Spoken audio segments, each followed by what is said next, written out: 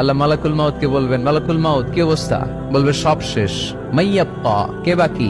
মালাকুল মাউত বলবে জিনেরা বাকি, যাদেরকে দেখা যায় না। আল্লাহ বলবেন জিনদেরকেও শেষ করে ফেলো, রুহু কবজ করো। মালাকুল মাউত আজরাইল জিনদের রুহু কবজ করবে। আল্লাহ এবার জিজ্ঞেস করবে, ইয়া মালাকাল মাউত আখবিরনি মাইয়াব্বা, এবার বলো আর কে বাকি? মালাকুল মাউত বলবে, আল্লাহ মানুষগুলো সব শেষ, জিনগুলাও শেষ, এবার বাকি ইবলিস শয়তান। কে বাকি?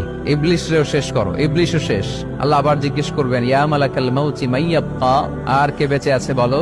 মালাকুল মাউত বলবে, আল্লাহ আপনার কথা অনুযায়ী পৃথিবীর সব মানুষের রুহু কবজ করলাম, সব জিনদের রুহু কবজ করলাম, ইবলিসের রুহু কবজ করলাম, এখন আছে শুধু ফেরেশতা। আছে কারা? যাও ফেরেশতাদের রুহু কবজ করো। ফেরেশতাদের রুহু কবজ হয়ে যাবে। এবার আল্লাহ জিজ্ঞেস করবেন, ইয়া মালাকাল মাউত আখবিরনি মাইয়াব্বা। মালাকুল মাউত বলবে, আল্লাহ আপনার কথা মতো ধরে ধরে সব শেষ, ফেরেশতাও শেষ, 4 জন ছাড়া। কয়জন ছাড়া? জোরে বলেন, কয়জন ছাড়া? ইসরাফিল, জিব্রাইল, মিকাইল,